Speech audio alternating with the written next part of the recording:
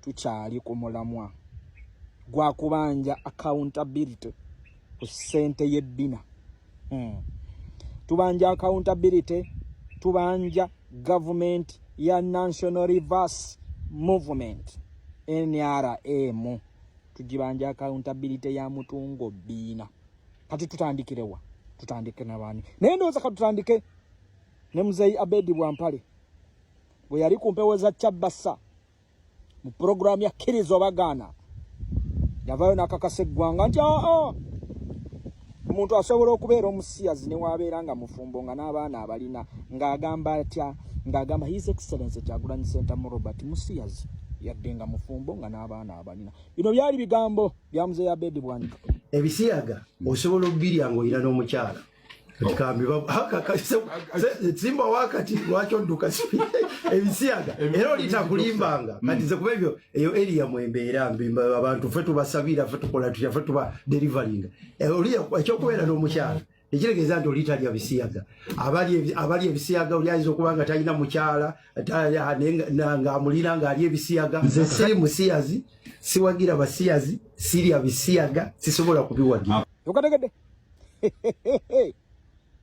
teyakoma awo newe bali ku mukolo gwabwe ogw'okwanjula ekisinde ky'abakutuzi ba ddiiru mu by'obufuzi ekimanyikiddwa nga Dealers Alliance ng'ensi mwegesa amaaso yavaayo n'akakasa mu bigambo byo wano wammanga nti ye tasobola kukolagana na His Excellency Kyagulanyi n'ekibiina kya NUP ekivujjirirwa abasiyazi era nga kiwagira abasiyazi.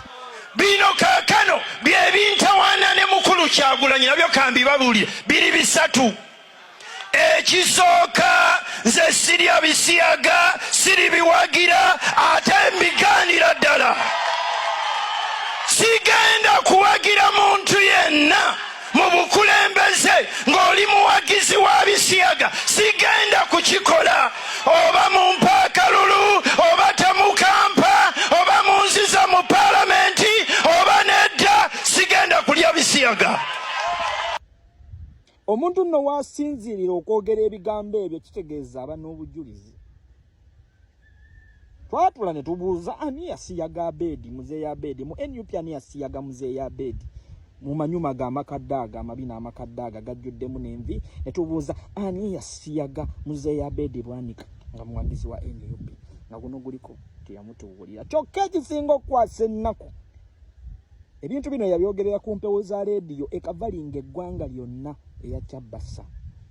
Naye obukakafu bwe bwavuddeyo nti gavumenti ya kuno ebadde erisiivinga $4 buli mwaka nga zigenda kuvujjirirwa abasiyazi nga n'obujulizi weebuli. Omwami ono Kimpini Gusigu yeesirikidde becce ne Chabasa yamukyaza n'ayogera bino byonna tennaba mukubira kasimu mugamba mukulu Abedi jangu komawo kootereze kino bwe kitukiraba jangu ddiyonyera eggwanga basirise. Okay, kale tutuvudde yawo katudduke bwantiliggu tugendeko mu baganda baffe abarokole.